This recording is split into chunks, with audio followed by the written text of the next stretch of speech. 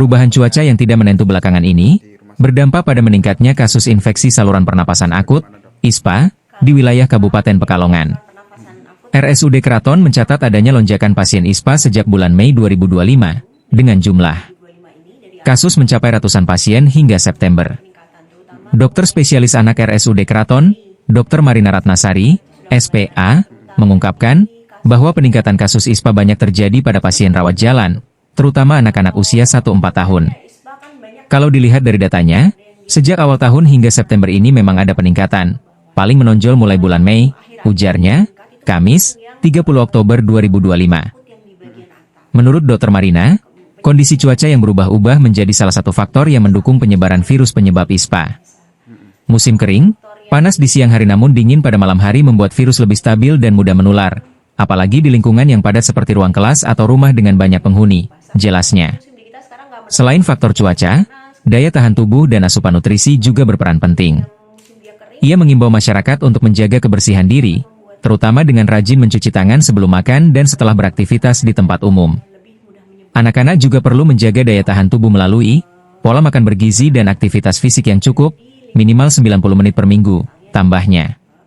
Sebagai langkah pencegahan, Dr. Marina menyarankan vaksinasi influenza bagi anak-anak mulai usia 6 bulan ke atas. Ia juga mengingatkan, agar orang dewasa yang sedang sakit mengenakan masker agar tidak menulari anak-anak.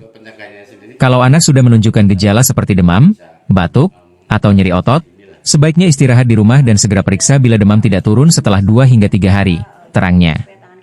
Berdasarkan data RSUD Kraton, total pasien rawat jalan ISPA dari Januari hingga September 2025 mencapai 286 orang, dengan peningkatan signifikan sejak April.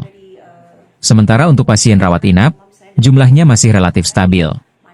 Kami mengimbau masyarakat untuk tetap waspada menghadapi perubahan cuaca dengan menjaga kebersihan lingkungan dan meningkatkan imunitas tubuh agar terhindar dari penyakit pernapasan, imbuhnya.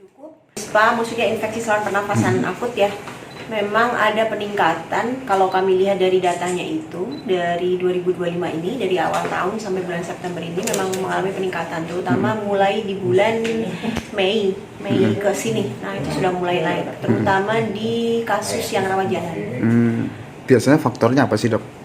Kalau sebenarnya ISPA kan banyak ya penyebabnya. Ada yang dia cuma infeksi saluran nafas yang bagian atas atau sampai ke bawah. Nah kalau yang akhir-akhir ini meningkat itu memang yang infeksi saluran nafas akut yang di bagian atas. Penyebabnya banyak sebenarnya, bisa karena virus influenza atau virus yang lain, bukan virus influenza. Kalau faktor yang bisa mempermudah penyebaran itu memang salah satunya memang musim. Jadi pada musim kering atau yang musim basah ya, karena kan musim di kita sekarang nggak menentukan, siang panas kemudian malamnya dingin. Nah pada kondisi-kondisi yang musim dia kering atau musim yang dingin, justru itu akan membuat virusnya akan lebih stabil. Jadi dia akan lebih lama bertahan dan lebih mudah menyebar. Apalagi kalau terutama anak-anak ya, anak-anak berada di lingkungan yang padat, misalnya di ruang kelas yang padat atau di rumah yang memang kepadatannya tinggi, itu akan cepat sekali menular. Faktor lain ya terutama sama ya seperti penyakit lain seperti daya tahan tubuh, kemudian faktor nutrisi itu semuanya berperan.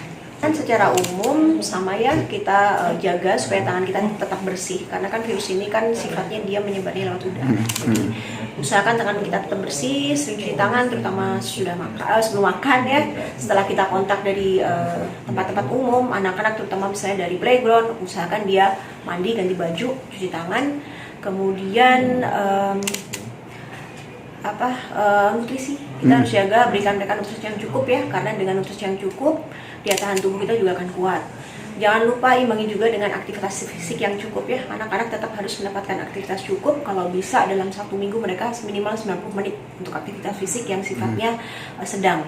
Kemudian kalau ada yang sakit, lebih baik kita yang dewasa kalau bisa pakai masker supaya nggak menular ke anak-anak. Dan kalau anak-anak sakit, lebih baik istirahat, tidak masuk sekolah, istirahat di rumah sampai dia membaik. Dan kalau untuk pencegahan spesifiknya, kalau untuk influenza kita bisa berikan vaksin pada anak-anak mulai usia 6 bulan ke atas, itu sudah mulai bisa diberikan vaksin influenza.